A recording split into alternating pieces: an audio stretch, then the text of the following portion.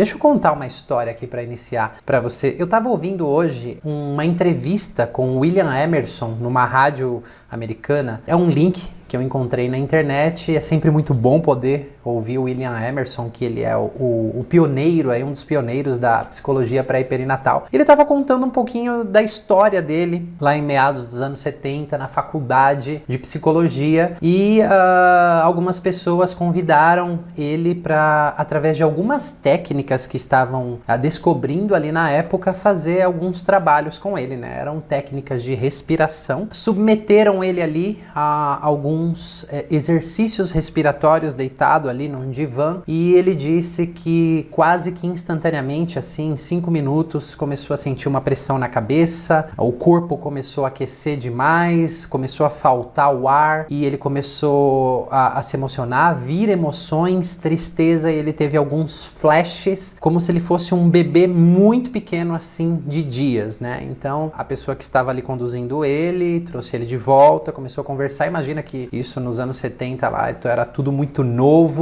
e estavam falando ali para ele que ele tinha acessado memórias intrauterinas, enfim, e ele foi falar com um dos professores dele da faculdade sobre a experiência que ele havia tido, e disseram que eram memórias fantasiosas, eram memórias de fantasia. Aquilo não podia existir porque o cérebro em um bebê recém-nascido não está nem formado ainda. Felizmente, né, hoje muitas evidências, muitas pesquisas científicas foram feitas e muito entendimento sobre o que se tinha antes, né? Então hoje a gente sabe que existem muitos tipos de memória diferente e que realmente não é em lugarzinhos do cérebro, e não é o cérebro que precisa estar completamente organizado para a gente ter esse tipo de memória, né, no qual eles se referiam lá atrás. Então, a partir disso, William Emerson começou a fazer mais e mais e mais desse trabalho, e o curioso, né, naquele tempo não havia essas pesquisas, né, como se aqueles professores desencorajassem ele bastante naquilo, mas ele não podia deixar de negar as memórias que ele estava tendo naquele grupo ali de pesquisas de alguns estudantes, e sei lá mais quem estava conduzindo aquilo, e ele ia checar com a mãe, com o pai, certas memórias que ele estava tendo. Então ele começou a ter memórias de uma incubadora. Ele nasceu e alguns dias depois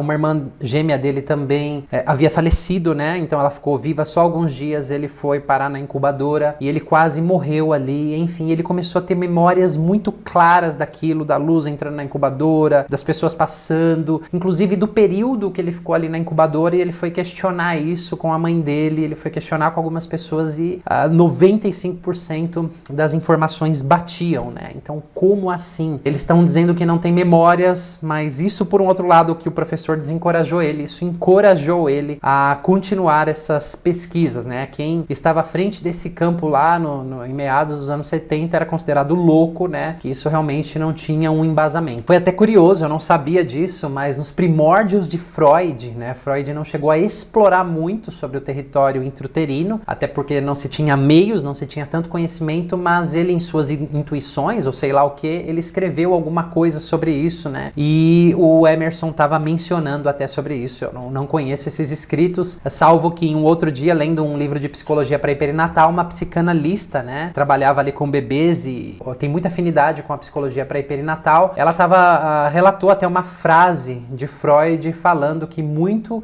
ainda havia-se por descobrir sobre o período que a gente vivia na barriga da mãe. É muito interessante, né? Porque foi sim graças à evolução tecnológica. Então, já naquele período de 70, ali no início que o Emerson entrou em contato com isso, não se tinha acesso a isso, mas logo em seguida veio Lennart Nilsson com a fotografia intrauterina, e ali pôde-se descobrir um mundo à parte, né? Todo o desenvolvimento do embrião. E logo depois, ali nos anos 80, os ultrassons. Então, a barriga da mãe, o bebê tá no escurinho lá dentro, a gente não sabia o que estava acontecendo, e a partir dessa tecnologia que foi avançando, a gente começou a descobrir que, opa, tem algo muito curioso, muito interessante que acontece